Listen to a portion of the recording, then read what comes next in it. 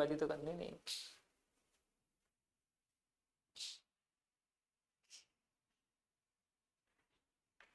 करें शुरू। देखिए सर, फर्स्ट क्वेश्चन आपकी स्क्रीन पर है। एक बर्तन में 5 सफेद 3 लाल बॉल हैं। दूसरे बर्तन में 4 सफेद और 6 लाल बॉल हैं।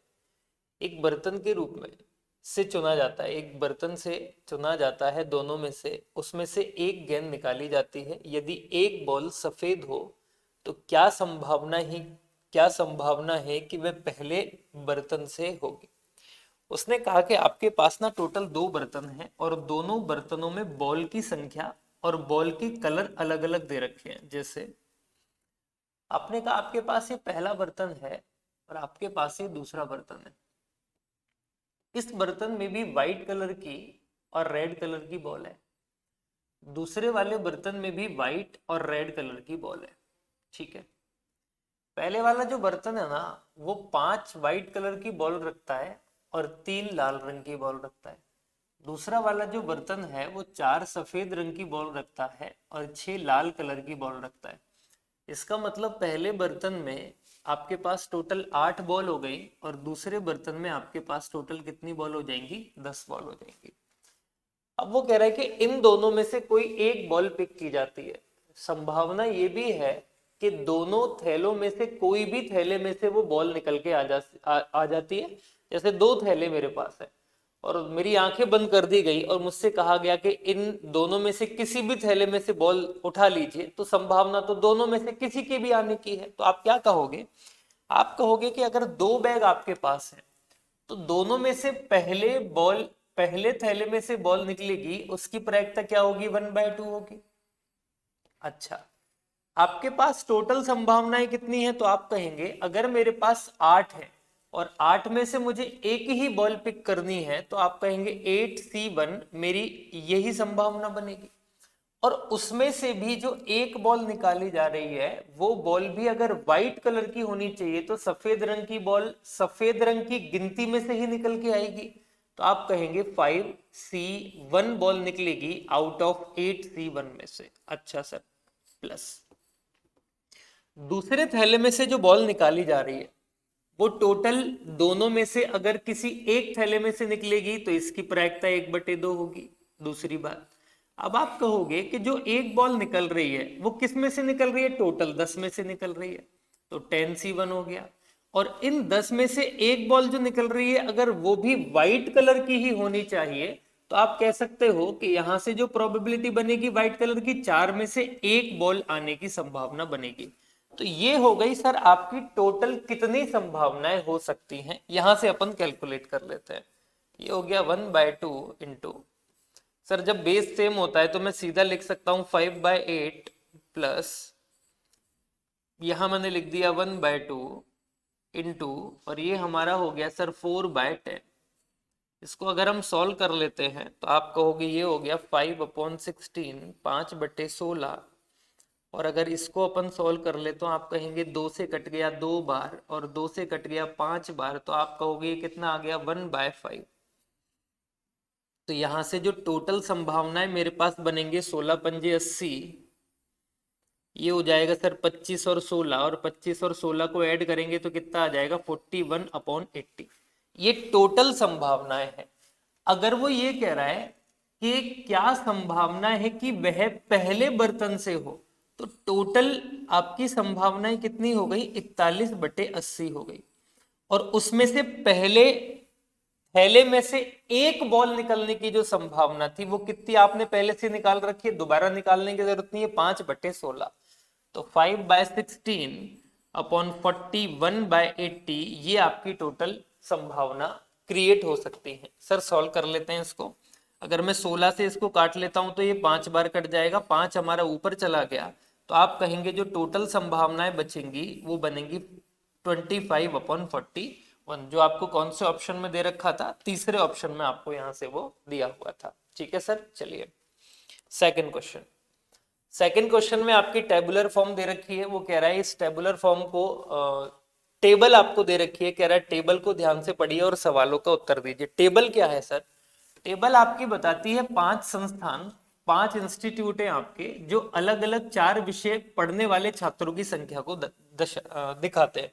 जैसे A, B, C, D और E, ये आपके क्या हैं, संस्थाएं हैं।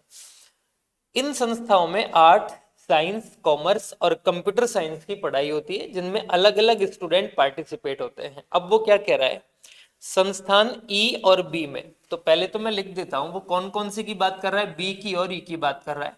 A से, C से और D से मुझे अभी कोई मतलब नहीं है। E और B में कंप्यूटर पढ़ने वाले छात्रों की संख्या, सर कंप्यूटर की अगर बात करूं तो E में कितने बच्चे कंप्यूटर पढ़ रहे हैं, 57। और अगर मैं E की बात करूं तो कितने बच्चे कंप्यूटर पढ़ रहे हैं, 55।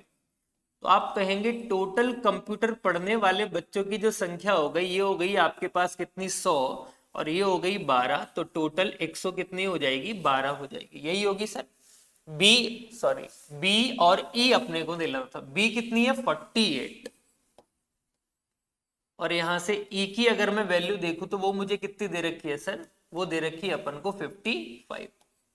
तो आप दोनों को ऐड करेंगे तो करेंगे 5 4 9 13, ये हो गया जी 103। तो टोटल 103 बच्चे हैं बी और ई में जो कंप्यूटर पढ़ते हैं।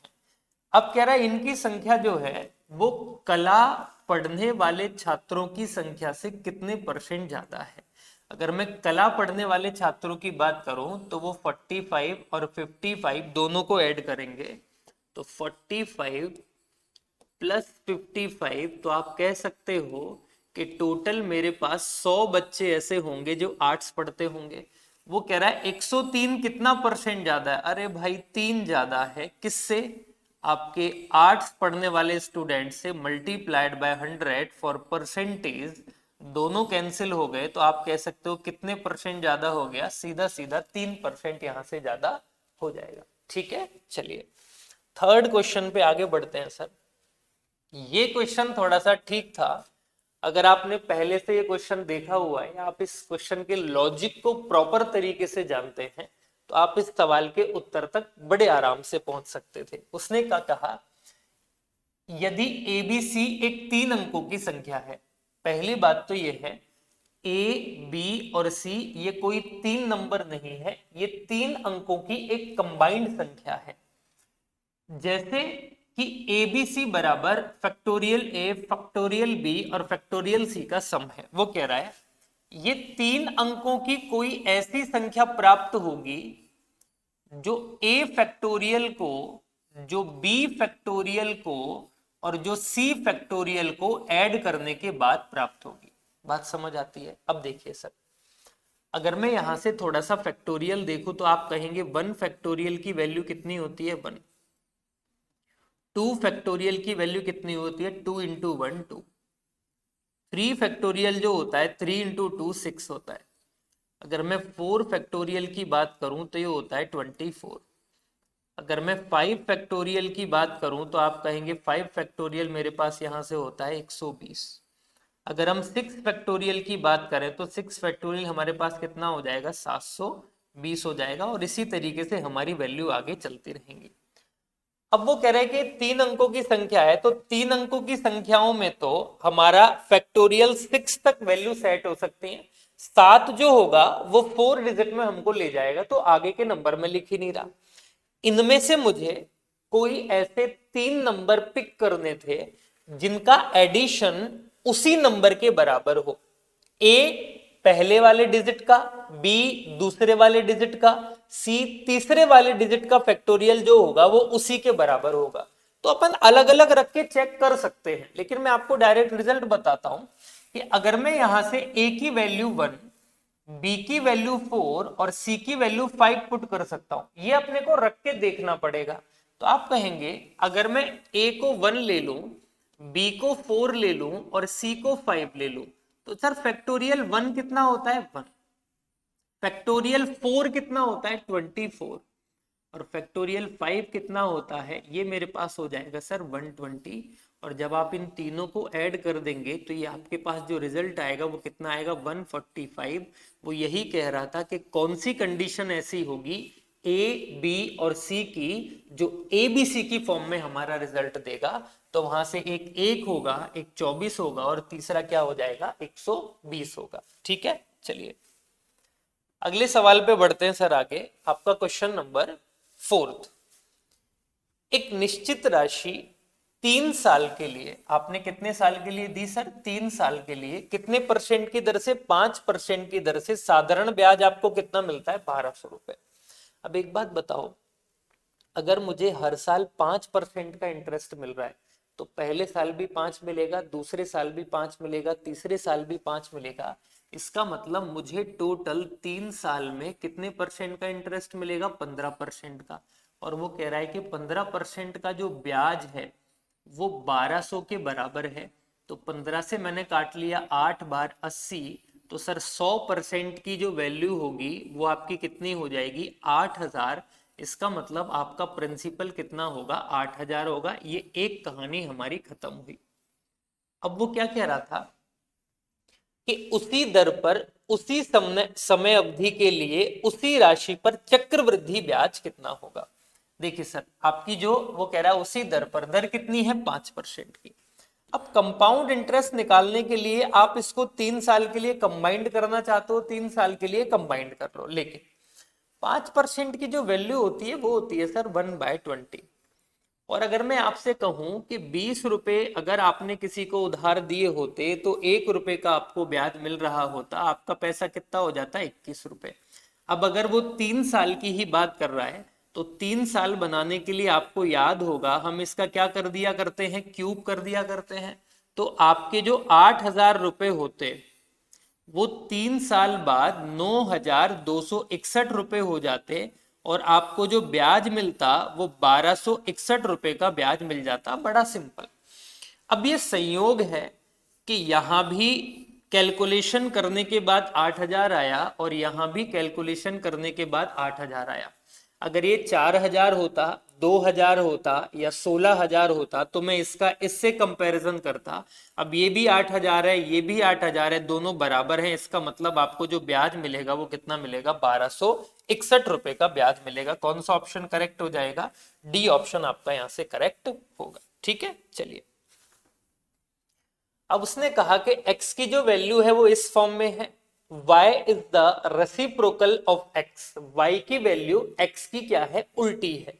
x cube plus y cube कितना होगा। देखो पहले तो इस x को सॉल्व करते हैं। तो आप कहोगे x बराबर जो है ना सर, वो मुझे दे रखा है √7 माइनस √5 डिवाइडेड बाय √7 प्लस √5। तो मैंने क्या किया, इसका परिमेयकरण कर दिया।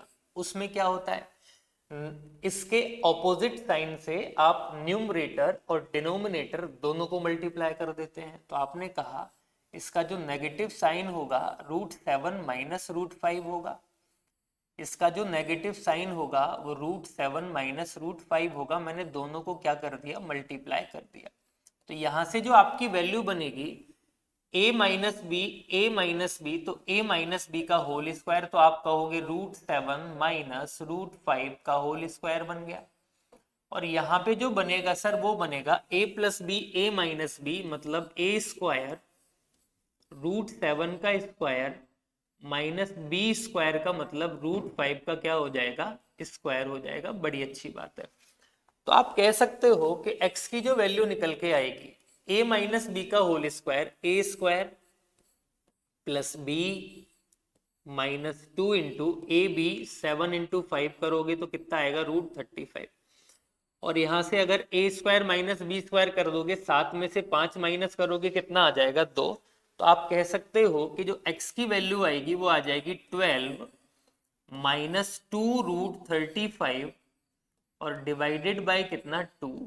तो मैं इसको सीधा सीधा लिख सकता हूं x बराबर 2 को अगर दोनों से सिंप्लीफाई कर दिया जाए तो 6 माइनस √35। अब वो कह रहा है कि जो y है ना वो y की वैल्यू 1/x है। अब आप ये काम मत करना कि इस x को नीचे ले जाके फिर इसका दोबारा परिमेयकरण करो। आपको पता होना चाहिए जब हम इस तरीके की वैल्यू को उल्टा करते हैं तो उल्टा करने पर क्या होता है, उल्टा करने पे होता है सर, अगर ए स्क्वायर माइनस बी स्क्वायर का डिफरेंस 1 है तो इससे हम सीधा ऑपोजिट साइन के साथ लिख देते हैं। 1/x की जो वैल्यू होगी वो 6 प्लस √35 बनेगी। अब वो कह रहा है अगर मैं x प्लस वाई को जोड़ दूं तो x प्लस वाई कितना होता है, x प्लस 1/x, और जब दोनों को ऐड करेंगे 35 से 35 कट जाएगा, 6 और 6 कितना आएगा 12। अब आपसे पूछा गया था x cube plus 1/x cube, x cube plus y cube, तो y की वैल्यू भी तो 1/x है ना भाई। अब यहां से तो हम सीधा सीधा फॉर्मूला क्या पढ़ते हैं, जब हमको इसकी वैल्यू 12 दे रखी होती है और हमें अपनी पावर को 3 टाइम्स करना होता है, 3 गुना करना होता है, तो हम क्या करते हैं 12 का क्यूब माइनस में 3 इंटू 12, तो सर 12 का क्यूब करोगे ना जो होता है 1728, और इसमें से जब 36 माइनस कर दोगे 28 गया 1708 गया 92, तो आप कहोगे ये हो जाएगा 1692 1692। ये आपके सवाल का क्या होगा, आंसर होगा। कौन सा ऑप्शन करेक्ट हो गया सर, ए ऑप्शन आपका यहाँ से करेक्ट हो जाएगा। ठीक है, चलिए वो कह रहा है दीवार के एक सहारे पर सीढ़ी क्षैतिज जमीन के साथ अल्फा डिग्री का एंगल बनाती है। अगर मैं कहूं ये दीवार है, ये जमीन है, और ये हमारे पास कोई लैडर है जो कौन से डिग्री का एंगल बना रही है, अल्फा डिग्री का एंगल बना रही है।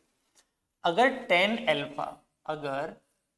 tan अल्फा की जो वैल्यू है वो 3/4 है, तो सर tan की जो वैल्यू होती है वो होती है परपेंडिकुलर अपॉन बेस, और ये मुझे अगर 3/4 के बराबर दिया हुआ है तो मैं कह सकता हूं अगर ये 3 यूनिट है, ये 4 यूनिट है, अकॉर्डिंग टू पाइथागोरस थ्योरम आपका हाइपोटेनियस कितना हो जाएगा, 5 होगा।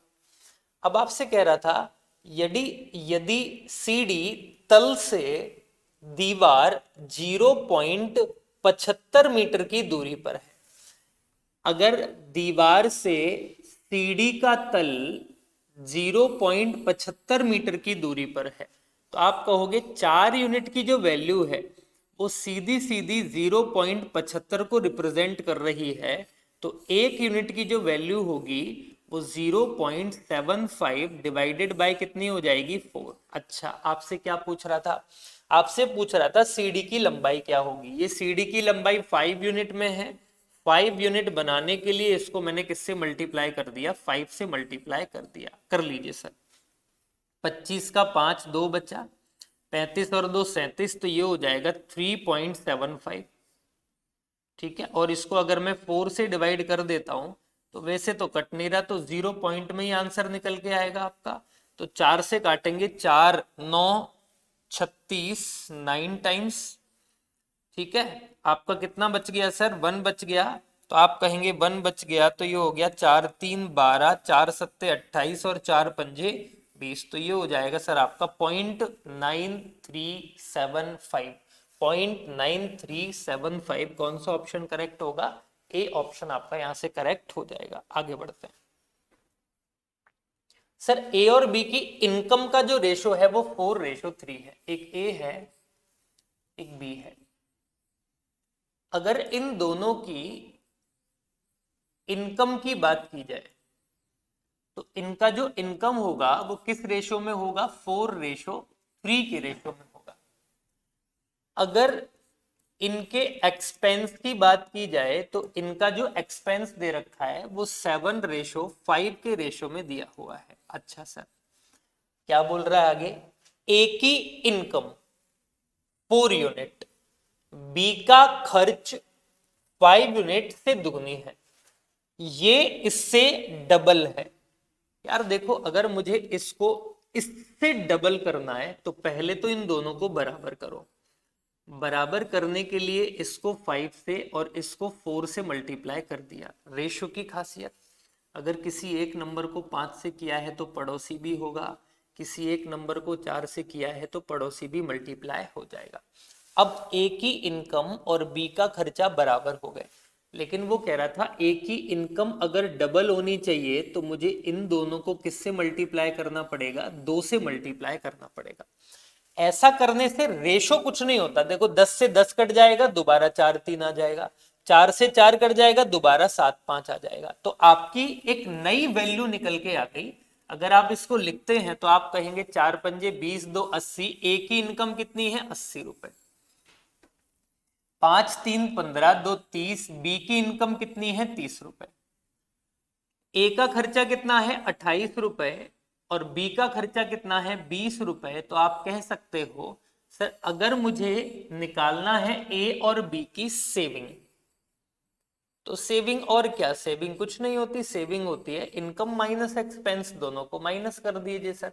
ये आपका कितना आ गया 2 और ये आपका कितना आ गया 5, तो ये हो गया जी 52, माइनस करोगे 10 बचेगा, कट गया 2 से मेरा 26 बार और 2 से मेरा 5 बार, तो आंसर कितना आ जाएगा 26:5।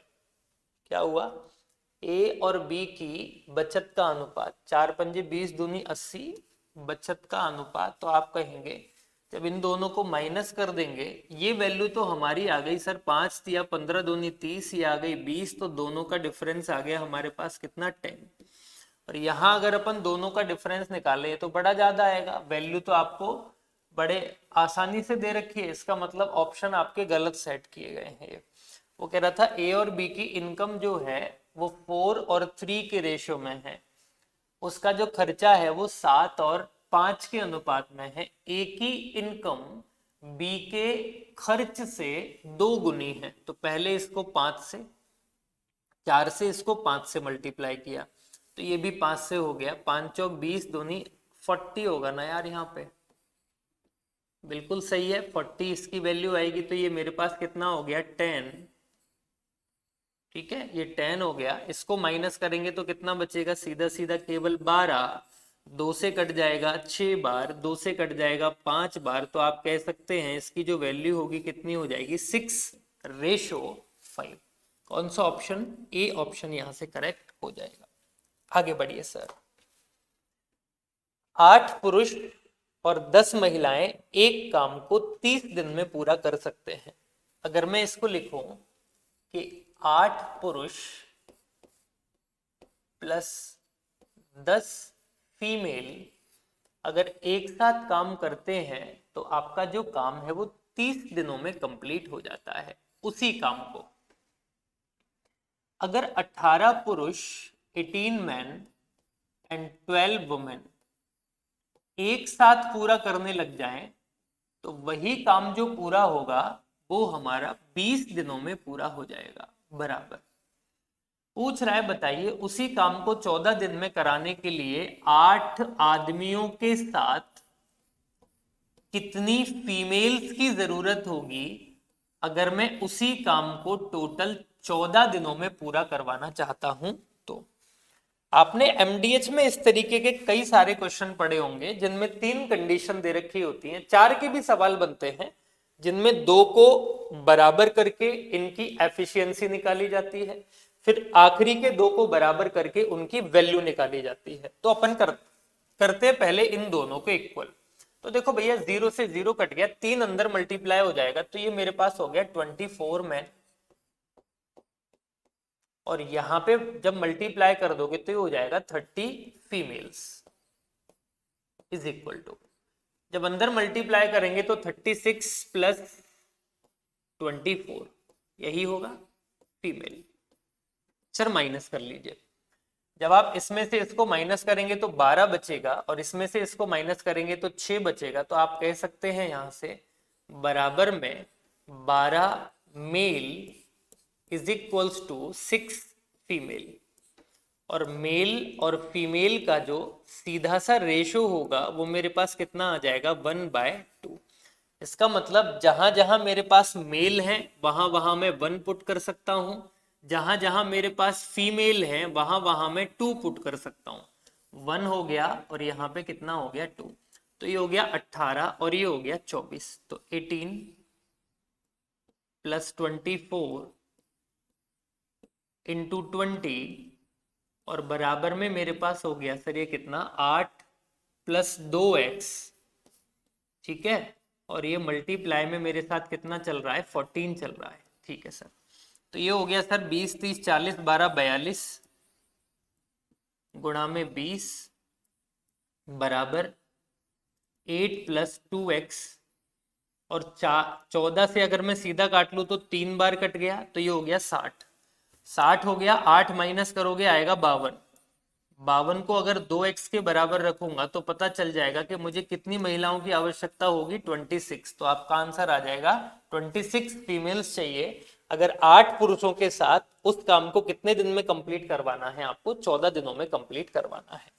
आगे देखिए, दो स्टेशन ए और बी के बीच की दूरी 1600 किलोमीटर है। ये एक स्टेशन है और ये एक स्टेशन है। इन दोनों के जो बीच की दूरी है ना, वो 1600 किलोमीटर है। वो कह रहा है ट्रेन एक्स ए से शुरू होती है और बी की ओर 80 की स्पीड से चलती है। ये चल रही है 80 की स्पीड से, और जिसको अपन ने नाम दे रखा है ट्रेन एक्स। दूसरी ट्रेन वाई है जो बी से ए की ओर चलती है 120 किलोमीटर पर आवर की स्पीड से। तो सबसे पहले तो ये बताइए इन दोनों ट्रेनों के मिलने का टाइम कितना होगा। ये दोनों रेलगाड़ियां कितनी कितनी देर चल लें कि एक दूसरे से मिल जाएंगी।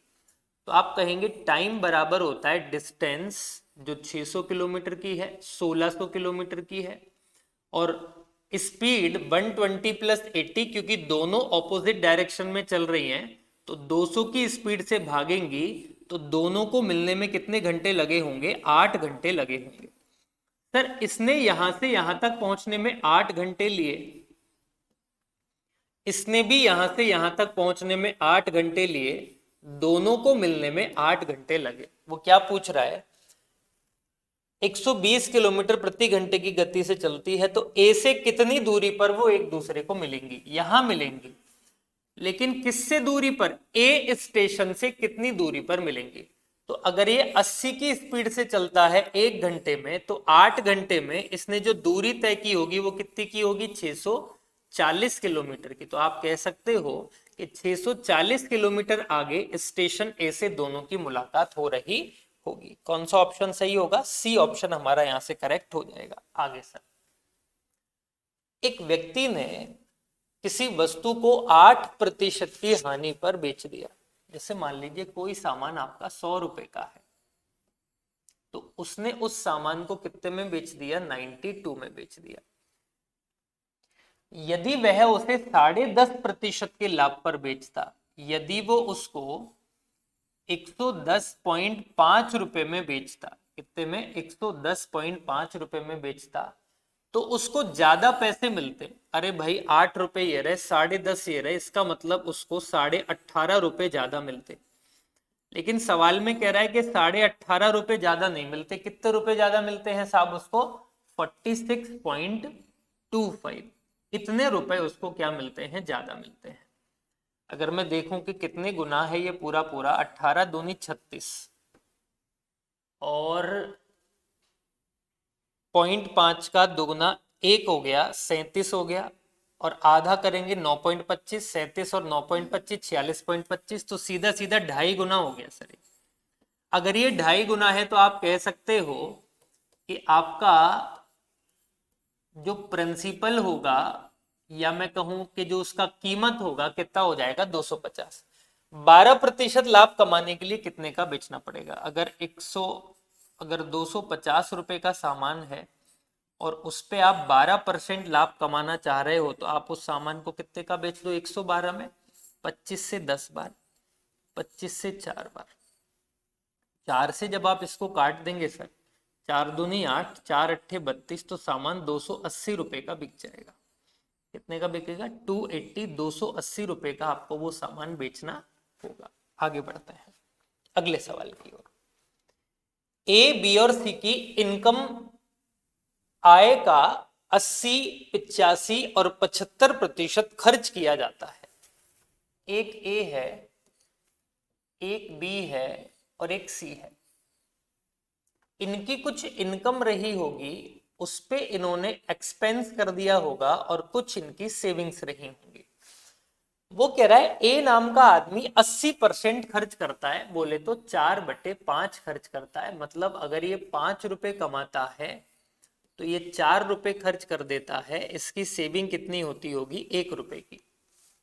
बी 85%, 85% का मतलब होता है, ये हो गया 5 से कट गया 17/20, 17/20। अगर ये 20 रुपए कमाता है, 17 रुपए खर्च कर देता है, तो इसकी सेविंग कितनी होती होगी? 3 रुपए की। तीसरा कह रहा है कि वो 75% खर्च करता है। 75 का मतलब 3/4। अगर 4 रुपए कमाता है, 3 खर्च करता है, तो सेविंग कितनी हो गई? 1 रुपए की हो गई। अब वो कह रहा है कि उनकी जो सेविंग है ना वो 8, 9 और 20 है। इसकी सेविंग 8 है, इसकी सेविंग 9 है, और इसकी जो सेविंग है वो 20 है। तो आप क्या कह सकते हो? अगर ये 8 गुना है, ये 3 गुना है, और ये 20 गुना है, तो इनकी जो इनकम होंगी वो भी 8 गुना होंगी। इनकम होगी वो 3 गुना होगी। इनकम जो होगी वो सीधी सीधी कितने गुना हो जाएगी? 20।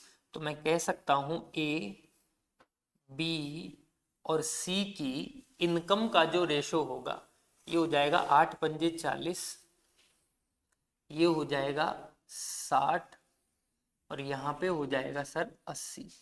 तो आप कह सकते हो इनकी इनकम जो हो गई 2:3:4 के अनुपात में हो जाएगी। आगे बढ़ते हैं। ए और सी की इनकम के बीच का डिफरेंस, ए और सी की इनकम के बीच का डिफरेंस 2 यूनिट है, और 2 यूनिट आपको दे रखी है साहब किसके बराबर? 13,600 के बराबर। तो सीधा सीधा अगर मैं कहूं ये कितने गुना हो गया, दोनों को कंपैरिजन करें तो 2 6 12 8 16 0 0 6,800 गुना हो गया। तो क्या पूछ रहा था? बी की इनकम बताइए कितनी होगी। बेचारे बी की इनकम जो है वो कितनी यूनिट में है? 3 यूनिट में है। और जब इसको हम मल्टीप्लाई कर देंगे 6,800 से, तो आप कहेंगे ये हो गया सर 00 मुफ्त की। 8 3 24 का 4 2 बच गया, 6 3 18 2 20,400 रुपए इसकी इनकम हो जाएगी। सी ऑप्शन हमारा यहां से क्या होगा? करेक्ट होगा। आगे बढ़ते हैं। एक निश्चित राशि 15% प्रति वर्ष की दर से 2 वर्षों में वार्षिक रूप से संयोजित ब्याज पर 8,411.10 रुपए हो जाती है, तो वह राशि कितनी होगी? देखो सबसे अच्छा तो ये था कि आप इस सवाल को ऑप्शन से उठाते, लेकिन अगर ऑप्शन से उठाते तो 1 बार 2 बार 3 बार 4 बार कितनी बार करना होता ये हमको नहीं पता।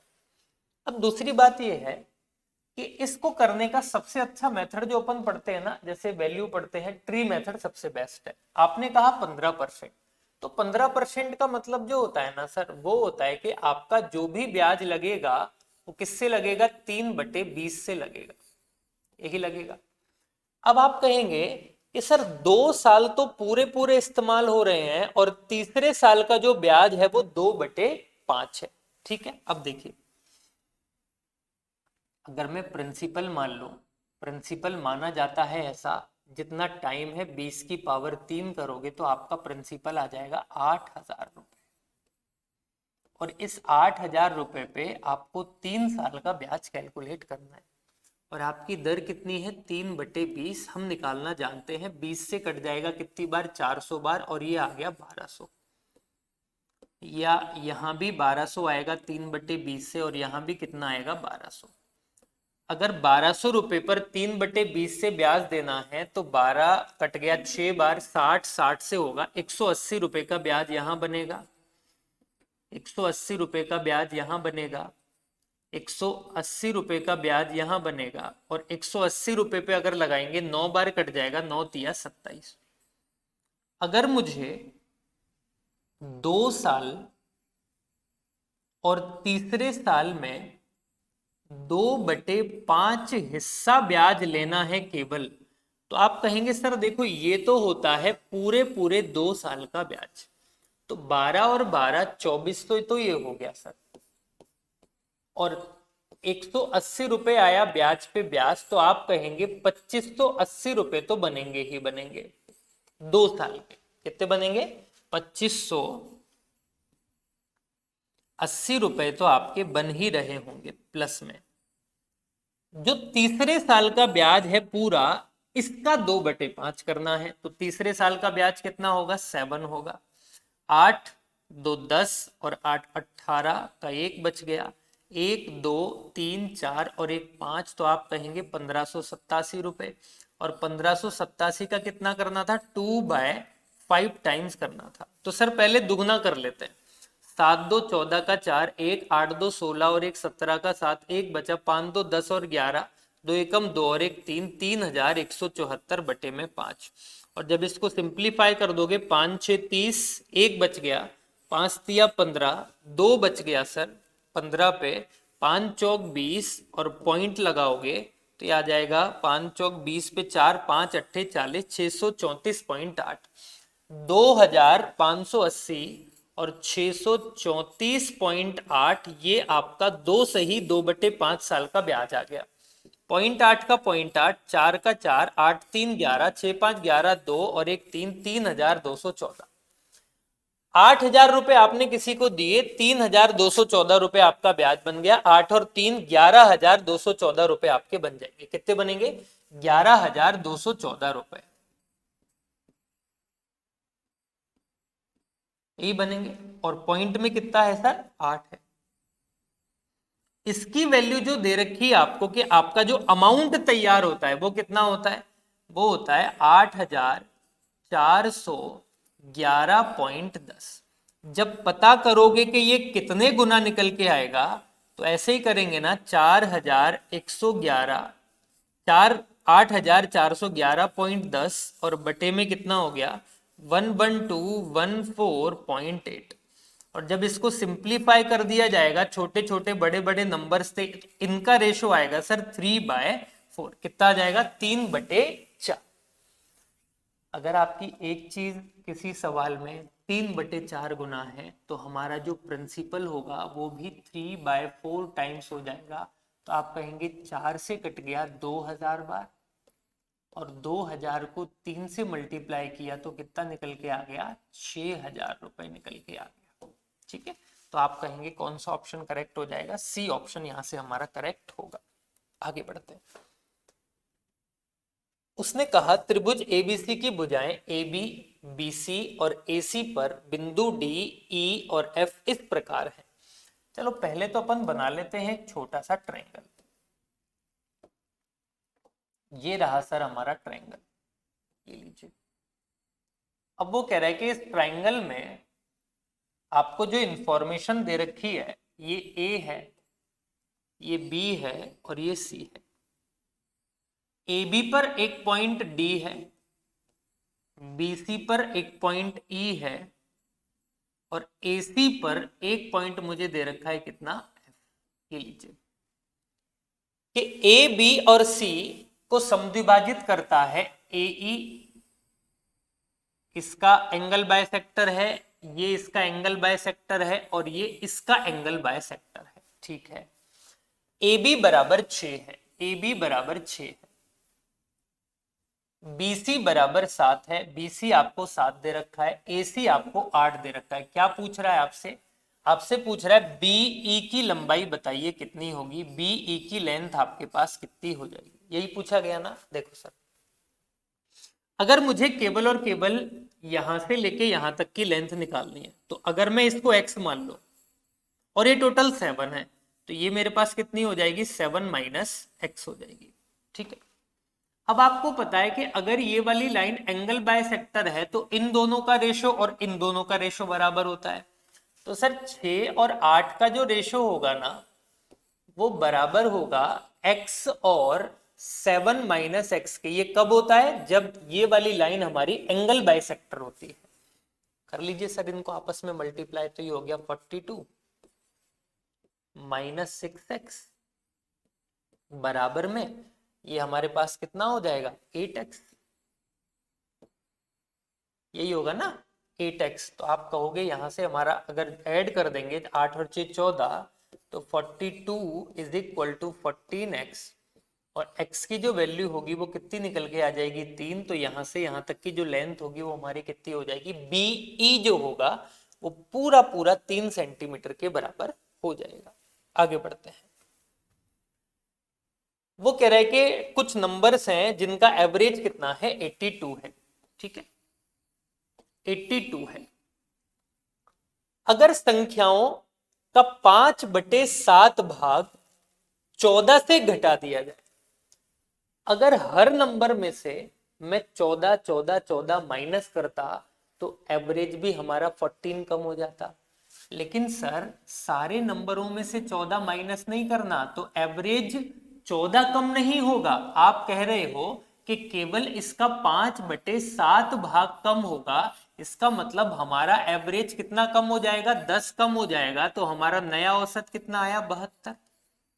अब आगे क्या कह रहा है, शेष भाग या टोटल नंबरों का अगर 5/7 भाग, 7 में से 5 भाग घटा दिया तो जो बच रहा होगा वो हमारे पास 2/7 भाग ही तो बच रहा होगा।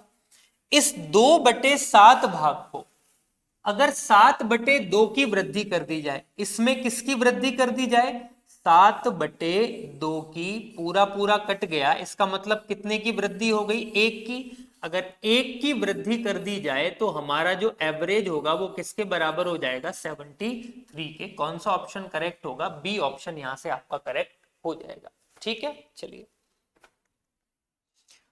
सोनू ने ताश की एक पूरी गड्डी में से कुछ कार्ड मोनू और खुद को दे दिए।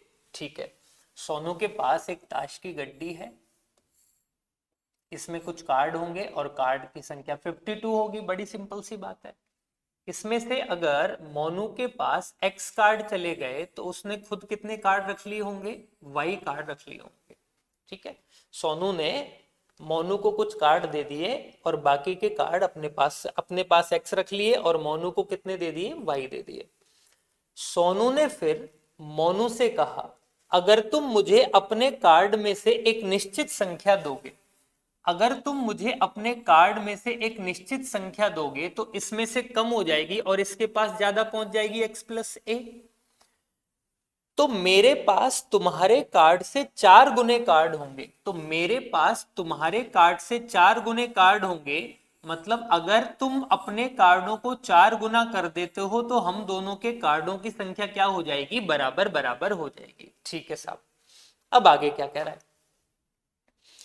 अगर मैं तुम्हें उतने ही कार्ड दूं, मेरे पास पहले x कार्ड थे, तुमने मुझे a कार्ड दिए थे, अगर मैं तुम्हें a कार्ड दे दूं और तुम्हारे पास अब a कार्ड मुझसे, मेरे वाले a कार्ड और आ जाएं, तो अब तुम्हारे पास कार्ड 3 गुना होंगे, मेरे पास तुम्हारे कार्ड से 3 गुना होंगे। कितने होंगे, 3 गुना। अगर तुम्हारे कर दो तो दोनों क्या हो जाएंगे, बराबर बराबर हो जाएंगे।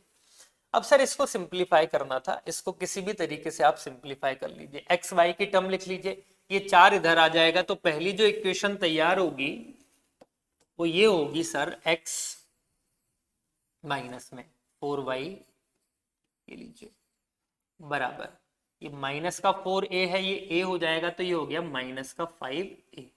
ठीक है, ये 3y इधर आ जाएगा, तो x माइनस 3y बराबर में a उधर जाके जुड़ जाएगा, 3 और 1 4 है।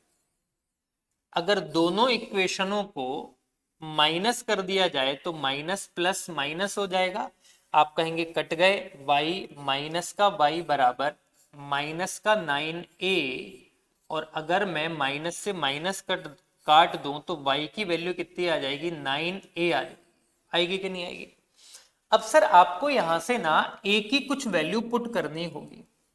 अब a की वैल्यू मैंने 1 पुट कर दी, अगर मैं a बराबर 1 रख दूं तो पता चलेगा कि y को कितने कार्ड मिले होंगे, 9 कार्ड मिले होंगे, इसको 9 कार्ड मिले थे। अगर अगर a बराबर 1 पुट कर दिया तो ये 1 हो गया। ठीक है, ठीक है सर, चलो ये 1 हो गया। y बराबर 9 कर दिया, 9 4 36, उधर चला जाएगा 36, 36 में से 5 माइनस करोगे कितना आ जाएगा सर, 31। इसका मतलब x 31 कार्ड मिले होंगे। अब रखने को तो मैं यहाँ पे इसकी वैल्यू को 2 भी रख सकता था। अगर मैं इसकी वैल्यू 2 रख दिया होता तो ये 18 हो जाते, 18 चौक 72 माइनस 5। तो आप कहते सर कार्डों की संख्या 52 से ज्यादा तो नहीं हो सकती, इसका मतलब x की वैल्यू 1 से ज्यादा यहाँ पुट की ही नहीं जा सकती साहब, रख दिया। y बराबर 9, x बराबर 31 कह रहा है कि दोनों कार्डों के बीच में कितना अंतर है। दोनों को जो कार्ड मिले हैं दोनों के बीच में जो डिफरेंस आएगा वो कितने का आ जाएगा, 22 का। कौन सा ऑप्शन करेक्ट होगा, सी ऑप्शन करेक्ट हो जाएगा। आगे बढ़ते हैं। वो कह रहा है इनका माध्य ज्ञात कीजिए। माध्य क्या होता है सर, सबका जोड़ लीजिए 1.5 प्लस आगे वाला नंबर प्लस उससे आगे वाला नंबर प्लस 7.5 और प्लस में 11.2। तो आप कह सकते हो कि सीधा सीधा 1 2 3 4 5 नंबर आपके पास कितने हैं, 5 नंबर हैं, इनको डिवाइड कर दीजिए। सर 5 और 2 7 और 7 14 15 16 16 और 5 21 का 1 आ गया, बच गया हमारे पास 2। 11 और 2 13 20 25 28 और 1 29 29.5। और अगर इसको 5 से डिवाइड कर लिया जाए तो 5 5 जा 25, 5 8 आ जाएगा आपके पास, 25 5 25 आ गया सर, 4 बच गया, 5 5.8 के समथिंग आपका आंसर आएगा। तो आंसर कितना आ जाएगा आपका 5.8। आगे भी करना पड़ेगा साहब, क्योंकि यहाँ पे तो बड़ी अप्रोक्स वैल्यू दे रखी है, तो आप इसको सिंप्लीफाई कर लीजिए। 25 बचा तो 4 बच गया, 5 अट्ठे 40 बच गया सर। तो जब 40 बच जाएगा तो 1 बचेगा, 5 दूनी 10 बच जाएगा, 5.82 आंसर आएगा। कौन सा ऑप्शन होगा, ए ऑप्शन करेक्ट होगा। अगर 5 पॉइंट के बाद भी 8 के आगे वैल्यू दे रखी है तो फिर आप उसको 2 या 3 डिजिट तक सॉल्व करके देख लीजिए, आपका एक्यूरेट आंसर निकल के आ जाएगा। आगे बढ़ते हैं।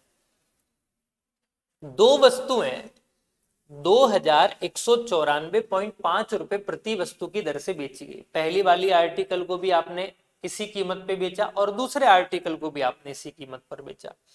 एक पर 14% का लाभ हुआ, दूसरे पर 12% की हानि हुई। देखिए पहला सामान आपको 14% का लाभ दे गया, मतलब अगर कोई सामान 100 रुपए का खरीदा था तो वो सामान 114 का बेच दिया। या मैं कहूं कोई सामान 50 रुपए का खरीदा था तो वो सामान मैंने 57 रुपए का क्या कर दिया होगा, बेच दिया होगा। दूसरे सामान पर 12% का नुकसान हुआ। अगर दूसरा सामान भी मैं मान लूं 100 रुपए का आया तो इसको मैंने कितने रुपए का बेच दिया होगा, इसको मैंने 88 रुपए का बेच दिया होगा। तभी तो मुझे 12% का नुकसान हो जाएगा।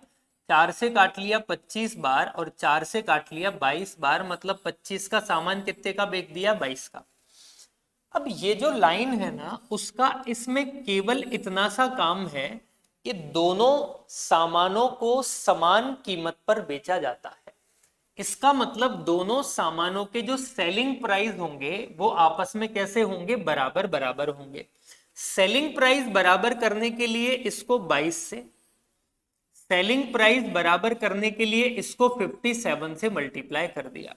ये 22 से हुआ सो ये भी 22 से हुआ, ये 57 से हुआ तो ये भी किससे हो जाएगा, 57 से। तो आप कहोगे 22 पंजे 110, पहला सामान आया था इतने रुपए का और दूसरा सामान अगर मैं इसको 2 गुणा में 11 लिख लूं हल करने के लिए, तो आप कहोगे मल्टीप्लाई करोगे तो 7 आ गया, 7 और 5 12 का 2, एक 627 और 627 को जब दुगना करोगे तो ये हो जाएगा 1254। यही होगा ना, इतने में बेच दिया।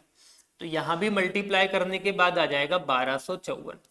अब इनको मल्टीप्लाई करोगे तो 25 सत्ते 175 का 5 17 बच गया, 25 पंजे 125 और 17 142, तो 1425 रुपए में आपने बेच दिया होगा।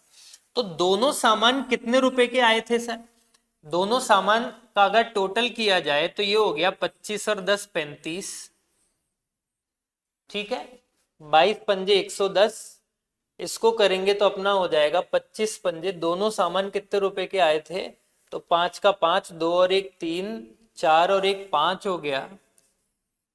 आगे करेंगे 2, 1 और 1 कितना हो जाएगा, 2 हो जाएगा, तो कितना आ जाएगा, 2535 रुपए के आएंगे। ठीक है, और दोनों सामान कितने के बिक गए, 1254 और 1254, तो ये कहेंगे 1200 और 1200 2400, 54 और 54 108, तो 2508 रुपए के सामान क्या हो गए होंगे, बिक गए होंगे। ठीक है, चलिए, तो सर आपको फायदा हुआ कि नुकसान हुआ, पहली बात तो आपको क्या हो गया, नुकसान हो गया। लाभ या हानि नहीं होगी, आपको क्या होगा, नुकसान होगा।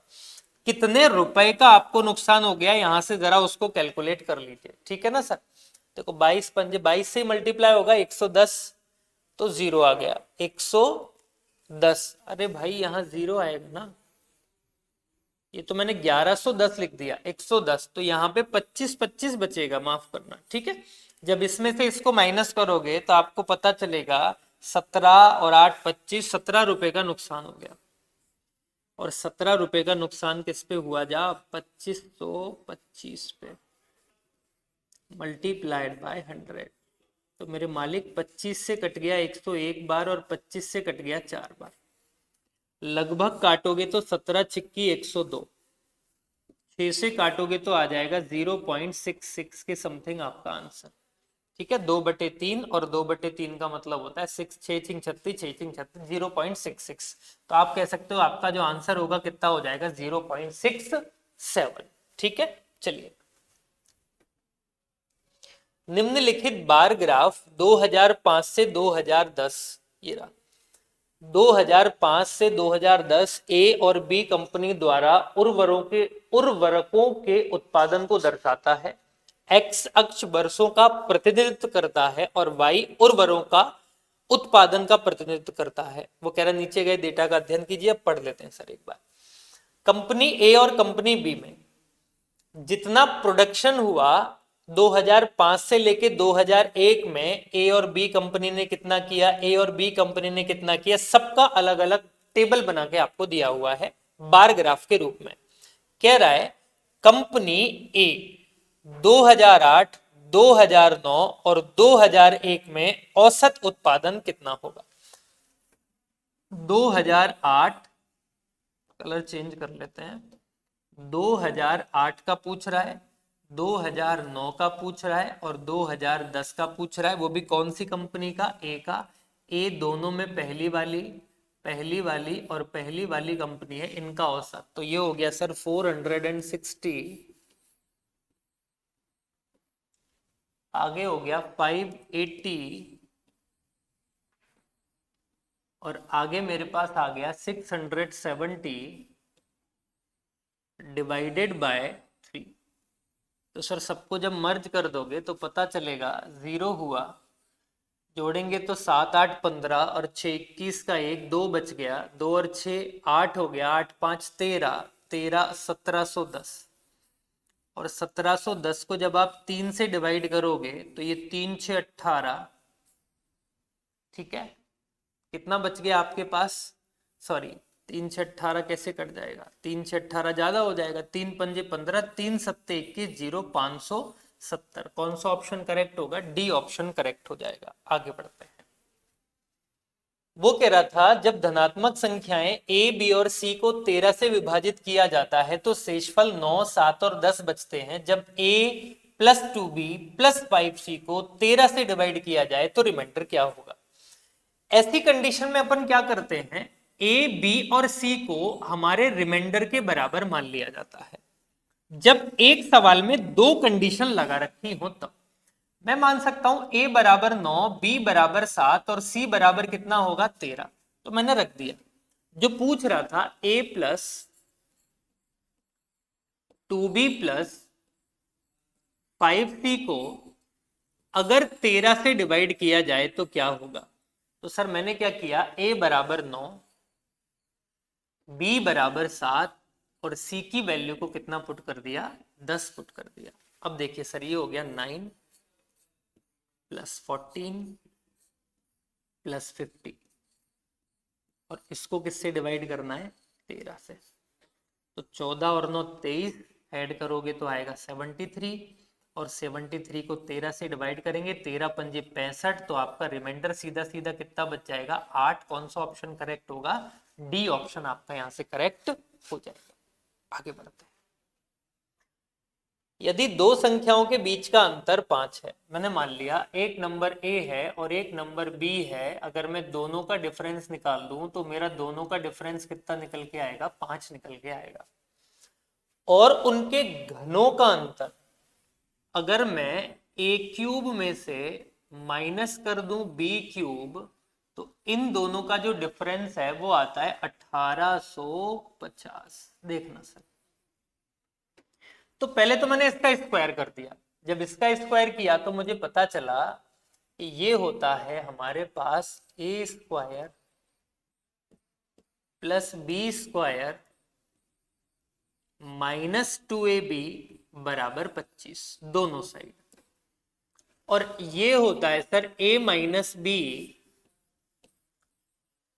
ए स्क्वायर प्लस ए बी प्लस बी स्क्वायर, और ये बराबर मुझे दे रखा है 1850 के।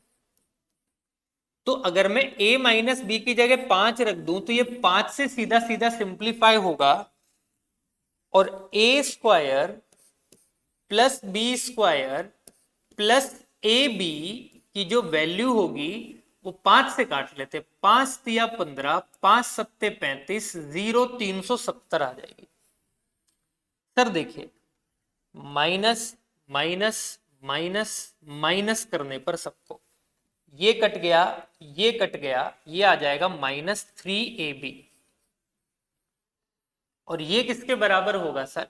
जब इसमें से इसको माइनस कर देंगे तो ये आ जाएगा 345 के बराबर, वो भी माइनस का। तो मैं सीधा माइनस से माइनस को काट लेता हूं, 3 से सिंप्लीफाई करेंगे तो ए बी की जो फॉर्म बनेगी वो कितनी बनेगी? 115। चलिए, अगर मैं a प्लस बी का होल स्क्वायर आपसे पूछूं तो आप मुझे बताएंगे ये होता है A square plus B square plus 2ab। यही होता है कि नहीं होता? A square plus B square plus 2ab। अब सर देखिए यहां सर ए बी मेरे पास है यहाँ पे, एक सेकंड इसको बाद में रखेंगे माइनस प्लस वाली फॉर्म को। इधर देखो ए बी मेरे पास कितना है? 115। अगर मैं यहाँ ए बी की जगह सीधा 115 रख दूं तो 115 का दुगना कितना होगा? 230, और 230 उधर जाके जुड़ जाएगा तो कितना हो जाएगा? 255। तो आप कह सकते हो ए स्क्वायर प्लस बी स्क्वायर कितना हो गया? 255। 255 प्लस 2 इंटू ए बी की जो फॉर्म बनेगी वो किसके बराबर बनेगी? 115 के बराबर बनेगी। अरे यही होगी ना भाई। अगर मैं ए बी बराबर 3 से काट लिए 115 बार यहां रख देता हूं तो 115 का जो दुगना होगा वो 230 होगा, और 230 इधर जाके जुड़ जाएगा तो कितना हो जाएगा? 255 हो जाएगा। तो ए स्क्वायर प्लस बी स्क्वायर कितना हो गया आपका? 255 के बराबर। या फिर यहां भी रख सकते थे ए बी की फॉर्म, ए बी यहां रख देंगे तो कितना होगा? 115 उधर माइनस कर दोगे 115 को ले जाके, तब भी कितना बनेगा आपका? 255 बनेगा। कैसे भी कर लो। तो सर ये आपका कितना हो गया? ए प्लस बी का होल स्क्वायर बराबर 255 प्लस में 230, तो इसको मैं कह सकता हूं ये हो जाएगा 485 485। तो ए प्लस बी बराबर हो जाएगा √485। कह रहा है उनके बीच का अंतर, वर्गों का अंतर, ए और बी के वर्ग का अंतर, ए का वर्ग और बी के वर्ग का जो अंतर होगा उसको लिखा जाता है ए प्लस बी इंटू ए माइनस बी। तो a प्लस बी आ गया आपका कितना? 4 रूट में 485, और a माइनस बी सवाल में दे रखा था 5, तो आंसर आ गया 5 इंटू 485, 5 इंटू 485। कौन सा ऑप्शन करेक्ट होगा? डी ऑप्शन आपका करेक्ट हो जाएगा। सर अगला सवाल है find the value of expression, आपको बना के दे रखा है ट्रिग्नोमेट्रिक फॉर्म का। जब भी हमारे पास इस तरीके का क्वेश्चन पूछा जाता है तो हम कोशिश करते हैं सवाल को वैल्यू पुटिंग से करने की।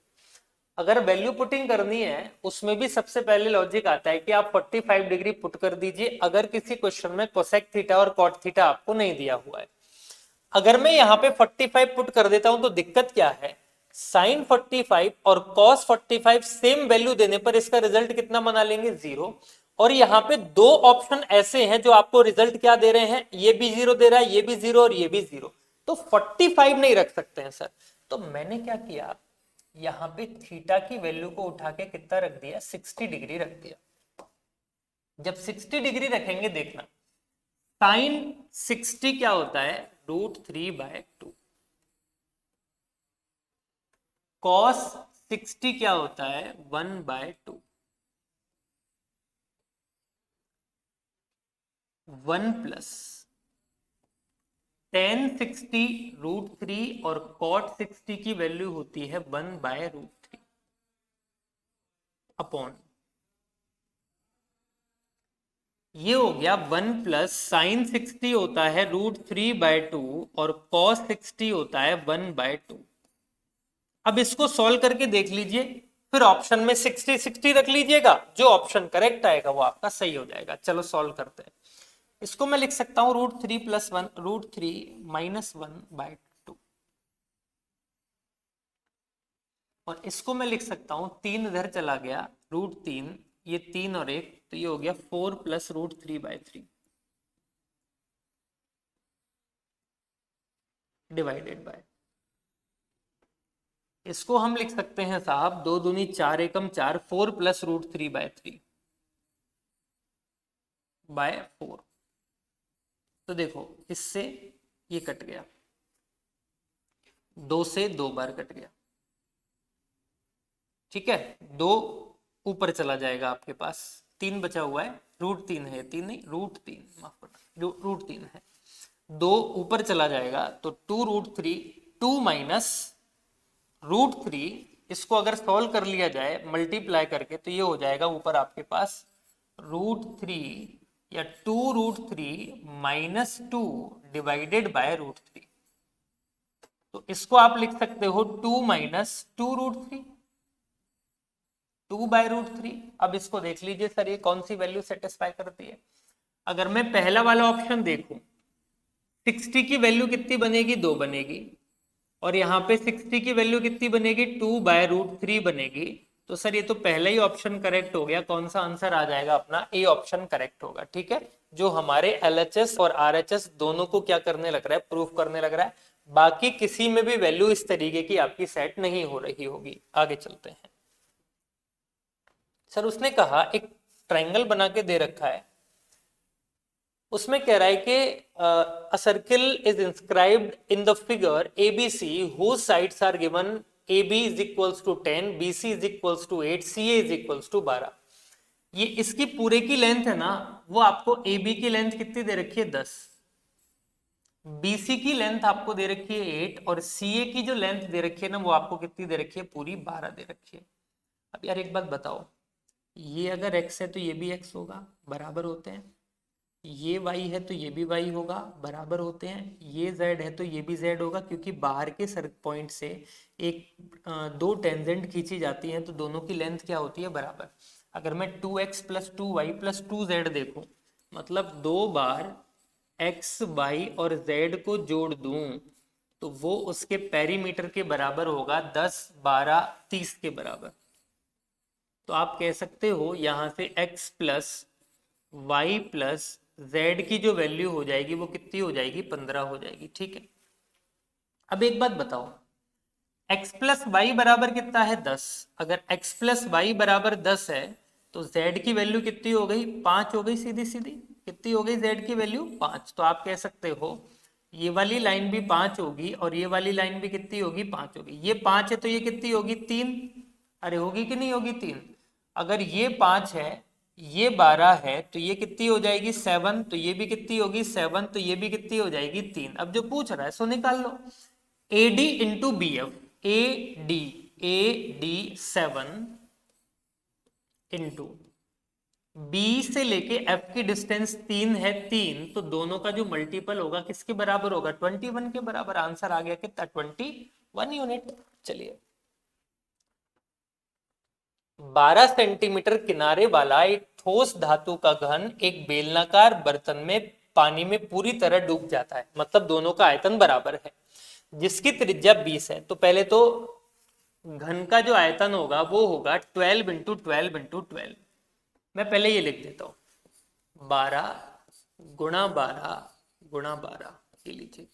और इसका आयतन बराबर होगा किसके दे रखा है सर, किसमें डूब जाता है, बेलनाकार बर्तन में डूब जाता है, जिसकी त्रिज्या 20 दे रखी है, ऊंचाई 32 है।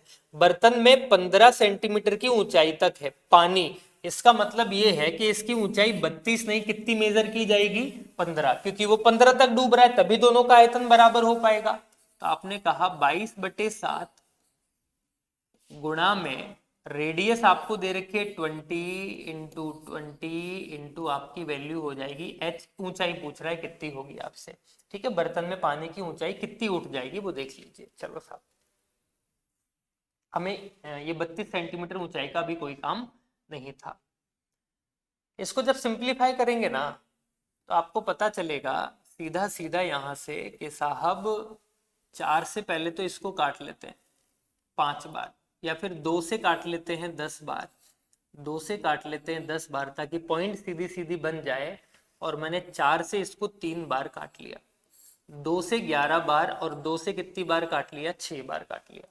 अब इनको मल्टीप्लाई कर लेते हैं साहब, मल्टीप्लाई करेंगे ये हो जाएगा 12 6 72, 72, और दुगना कर देंगे तो ये हो जाएगा साहब आपका 72 7 या 21, 3 दूनी 6, 216। यही होगा कि नहीं होगा, सीधा सीधा कितना हो जाएगा, 216। अब 216 गुणा में 7 बटे में 11 गुणा में 100, ये वैल्यू हमारी ऊंचाई के बराबर क्या हो रही है, सेट हो रही है। जरा इसको सॉल्व कर लेते हैं सर। जब इसको करेंगे पहले मल्टीप्लाई कर लेते हैं, दोनों को मल्टीप्लाई करेंगे तो ये आ जाएगा 7 6 42 का 2, 4 बच गया, 7 एकम 7 और 4 11 का 1, 1 बच गया, 7 दूनी 14 और 1 1512 बटे 11, और गुणा में 100। 11 से कटेगा ये पूरा पूरा, 11 एकम 11, ठीक है। हमारे पास कितना बच गया, 4, 11 3 33, 33, कितना बच गया, 8 11 7 77, तो 1.37, तो 1.4 कह सकते हैं लगभग। क्या आ जाएगी आपकी ऊंचाई, 1.4 आ जाएगी। आगे बढ़िए। वो कह रहा है निम्नलिखित पाई चार्ट प्रतियोगी परीक्षा के लिए नामांकित उम्मीदवार और 5 अलग अलग संस्थानों पी क्यू आर और एस से परीक्षा उत्तीर्ण करने वाले उम्मीदवारों को दर्शाता है। वो कह रहा है पी क्यू आर एस और टी में कुछ बच्चों ने पेपर दिया और उनमें से कुछ बच्चे क्या हो गए, पास हो गए। वो कह रहा है टोटल कितने बच्चों ने पेपर दिया, 7500 ने। तो 7500 में से पी में 20%, क्यू में 30%, आर में 12%, एस में 18% और टी में 20% बच्चा पास हुआ। दूसरा चार्ट जो दे रखा है वो कह रहा है संस्थान में पास होने वाले जो टोटल स्टूडेंट हैं वो 4000 है। तो 4000 में से पी में 18, क्यू में 24, इस तरीके से अलग अलग पास हुए।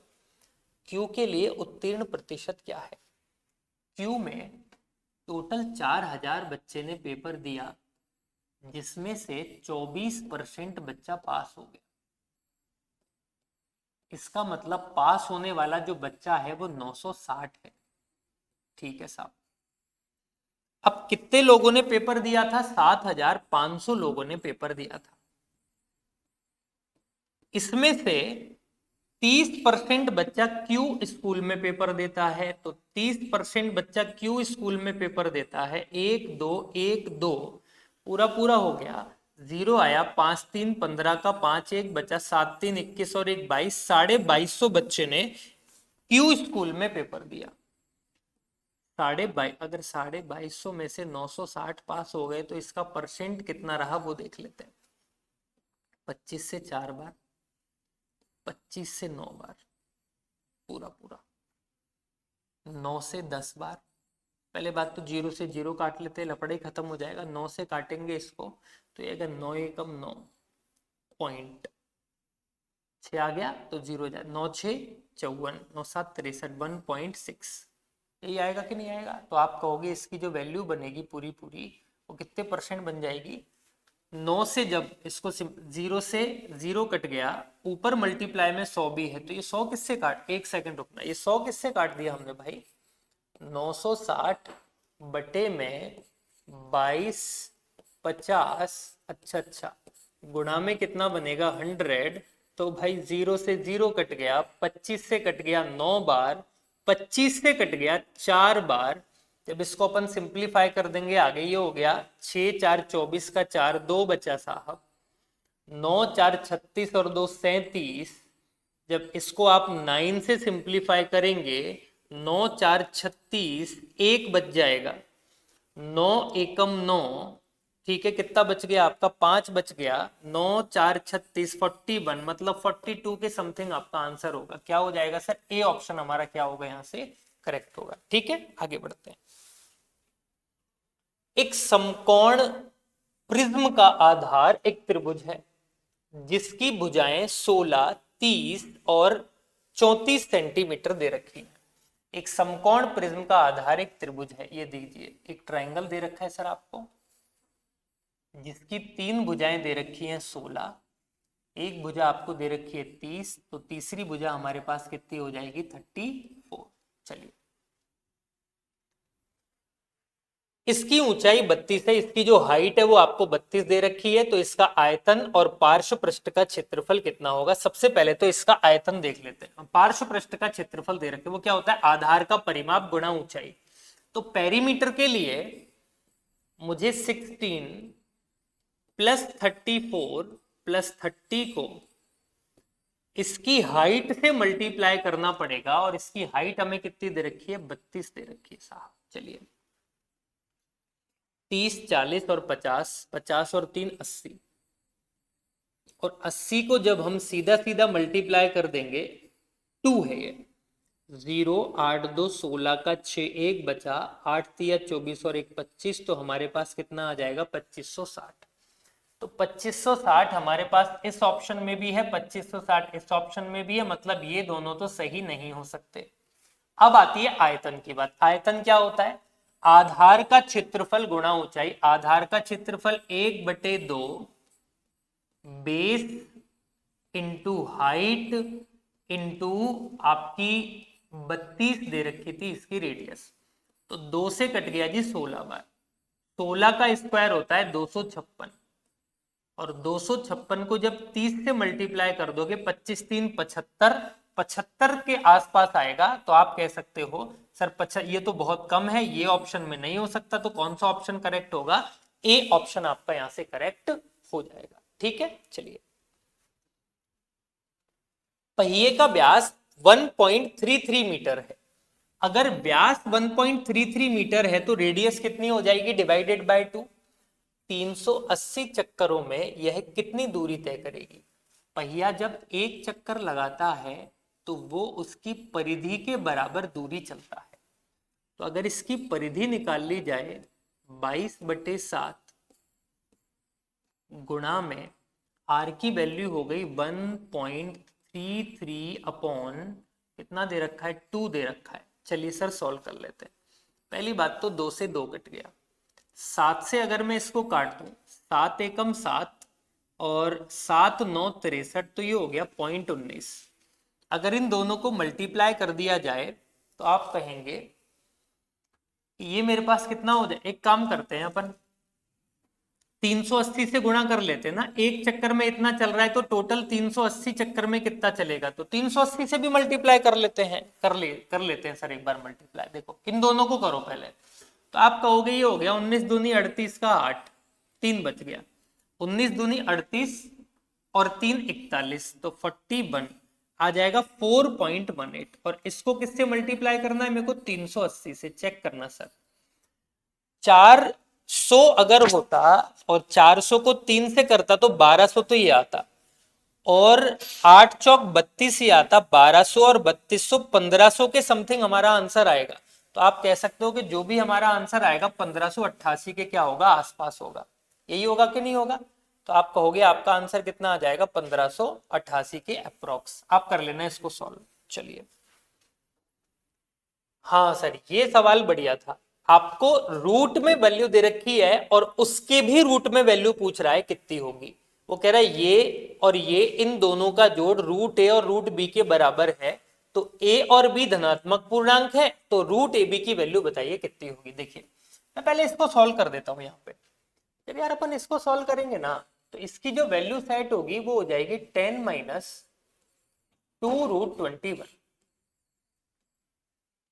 अगर मैं इस √21 को √7 और √3 का मल्टीपल लिख लूं, तो सर ये जो अंदर वाला जुगाड़ है, ये √7 माइनस √3 का होल स्क्वायर बनेगा, और इसका ऊपर क्या लगा हुआ है, रूट लगा हुआ है, चेक कर लीजिए। ए स्क्वायर प्लस बी स्क्वायर मतलब 7 और 3 10, 2ab करोगे तो √21 बन जाएगा। उसी तरीके से यहां जो ये बनेगा, जब इसको मैं ब्रेक कर दूंगा, √5 और √3 में 5 तिया 15 और 5 और 3 8 होता है, तो ये √5 और √3 का पूरा पूरा क्या बन जाएगा साहब, स्क्वायर बन जाएगा। और ये आपका बराबर होगा √a प्लस √b के। चलिए दोनों कट गए, इससे ये कट गया, इससे ये कट गया, √3 से √3 कट गया, तो ये आ जाएगा √7 प्लस √5 बराबर में √a प्लस √b। तो सर a बराबर 7 और b बराबर 5 हो गया। वो पूछ रहा था √a इंटू बी कितना होगा। अगर a इंटू बी कर दिया जाए, तो अगर मैं a की जगह 7 और b की जगह 5 रख दूं, 7 पंजे 35, तो सर 36 का रूट अगर 6 होता है तो 35 का 6 से थोड़ा सा कम होगा, तो 6 से थोड़ा सा कम कितना हो जाएगा, 5.9। यही होगा कि नहीं होगा, 5.9। चलिए उसने कहा 8x upon this is equal to 1, तो मैं लिख लेता हूं एक बार। 8x, नीचे जो आपकी वैल्यू दे रखी है वो दे रखी है 2x square plus 7x minus 2 बराबर 1 के है। तो आपसे पूछ रहा है x cube plus 1 upon x cube कितना होगा। देखिए सर, ये अगर मैं x कॉमन ले लूं ऊपर से और x कॉमन ले लूं नीचे से, तो यहां पे है ना बचेगा 2x प्लस 7 माइनस का 2 अपॉन एक्स, और ये बराबर किसके हो जाएगा, 1 के। यही होगा कि नहीं होगा, सिंपल सा। अब देखिए x से तो x कट गया, ये मेरे पास हो गया 8 अपॉन, अगर मैं इसको सीधा इधर ले जाऊं तो 8 बराबर, और इन दोनों में से 2 कॉमन ले लूं, तो ये मेरे पास बचेगा x plus 1 upon x, x minus 1 upon x, और प्लस में कितना 7। तो 7 इधर जाके माइनस हो जाएगा, 2 नीचे आ जाएगा, तो आप कहोगे x माइनस 1/x कितना है, 1/2 के बराबर है। अब मुझे माइनस से प्लस की टर्म अगर तैयार करनी है, तो पहले तो आपको x प्लस 1/x चाहिए, और आप जानते हो जब सेम नंबर केवल डेटा चेंज करना होता है माइनस से प्लस में, तो उसकी वैल्यू k स्क्वायर प्लस 4 होती है। तो k का स्क्वायर 1/4 प्लस 4, तो 4 चौक 16 और 1 17/4 हो जाएगी। तो आप कहोगे x प्लस 1 अपॉन एक्स जो होगा ना, वो हो जाएगा साहब रूट के अंदर 17 और बटे में कितना 2। अगर मुझे x cube plus 1 upon x cube निकालना है, तो वो होता है √17/2 का क्यूब माइनस 3 इंटू √17 में कितना 2। यही होगा कि नहीं होगा। तो ये हो गया 17√17/8 माइनस 3√17/2। अगर मैं इन दोनों से एलसीएम ले लूं 8, तो 4 तिया 12 इधर आ जाएगा, यही आएगा ना। और 17 में से जब आप 12 माइनस कर दोगे, 17 में से 12 माइनस कर दोगे तो बचेगा 5√17। तो 5/8√17 आपका क्या हो जाएगा उत्तर। कौन सा ऑप्शन करेक्ट होगा, सी ऑप्शन आपका करेक्ट हो जाएगा। चलिए लास्ट क्वेश्चन सर हमारी क्लास का। त्रिभुज एबीसी एक समबाहु त्रिभुज है, ये लीजिए मैंने बना लिया। ये ए है, ये बी है, ये सी है, ये एक समबाहु त्रिभुज है। ठीक है ना भाई, ये क्या है, समबाहु त्रिभुज है। अब वो क्या कह रहा है, वो ये कह रहा है कि डी ई एफ इसकी भुजा बी सी ए सी और ए बी पर परपेंडिकुलर है। ए डी पर परपेंडिकुलर है B C, A D B E A C पर है, बी ई ए सी पर है, और सी एफ ए बी पर है, सी एफ जो है ये ए बी पर है। तो सर यही इसका ऑर्थो सेंटर होगा, यही इन सेंटर होगा, यही सरकम सेंटर होगा, और यही सारे तरीके के सेंटर इसी तरीके इसी पॉइंट पे होंगे, क्योंकि ये किस प्रकार का त्रिभुज है, समबाहु त्रिभुज पूछ रहा है। देखिए आपने यही इसकी मीडियन होंगी, यही इन सेंटर, सब कुछ यही होगा। अगर मैं ए बी का स्क्वायर प्लस बी सी का स्क्वायर प्लस ए सी का स्क्वायर, और अगर मैं ए डी का स्क्वायर प्लस बी ई का स्क्वायर और प्लस के साथ में कंपेयर करूं किसका, किसका आएगा सर यहाँ पे ए सी एफ का स्क्वायर, मध्यिकाओं के वर्गों का योग। अगर मुझे इन दोनों की तुलना करनी है तो आप क्या कहते हो जरा बताना, इन दोनों का कंपैरिजन किस तरीके से किया जाता है, जरा याद करिए कि जब मध्यिकाओं का वर्गों का योग किया जाता है और भुजाओं के वर्गों का योग किया जाता है तो किस तरीके से किया जाता है, क्या संबंध होता है दोनों में।